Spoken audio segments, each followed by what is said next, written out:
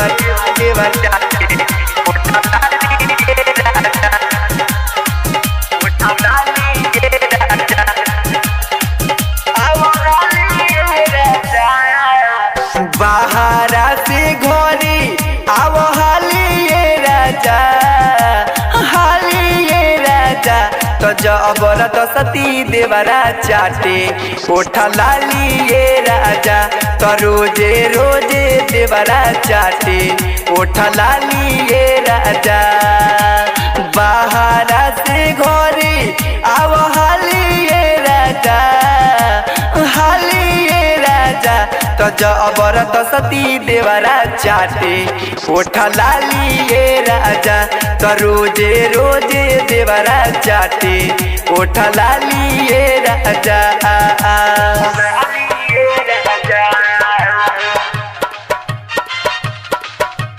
Music by Sanjay Samrat दामाजा Singh recording studio सोरठ सोरा हो सिंगार देवे गाली ये राजा गाली ये राजा तो जबरदस्ती देवरा चाटे उठा लाली ये राजा तो रोजे रोजे देवरा चाटे उठा लाली ये राजा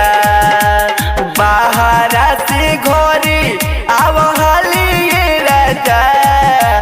हाली ये राजा तो जबरदस्ती देवरा चाटे उठा लाली ये राजा तो रोजे रोजे देवरा चाटे उठा लाली ये राजा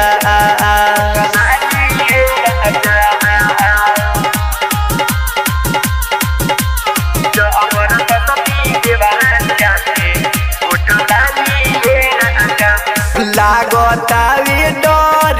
दिह डाली ये राजा डाली ये राजा तो जबरदस्ती देवरा चाटे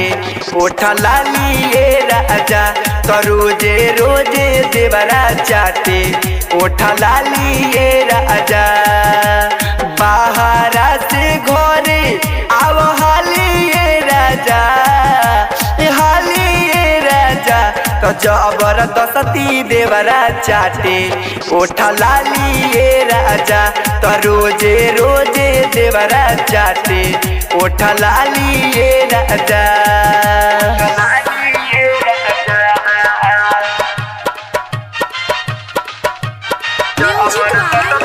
संजय सम्राट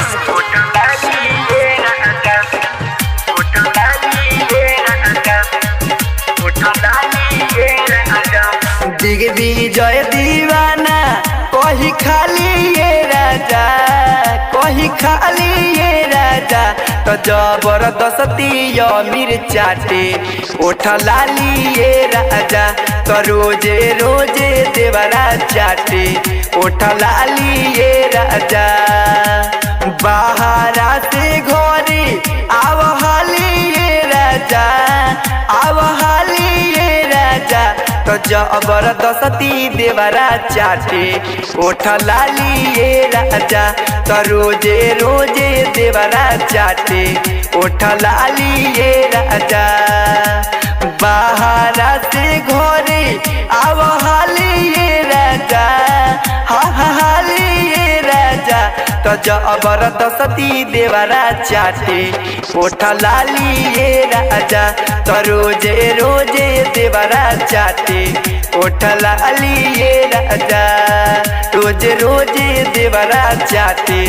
उठा लाली ये राजा तो जबरदस्ती देवरा चाटे उठा लाली ये राजा चाट के जियान कर दिले बाहू।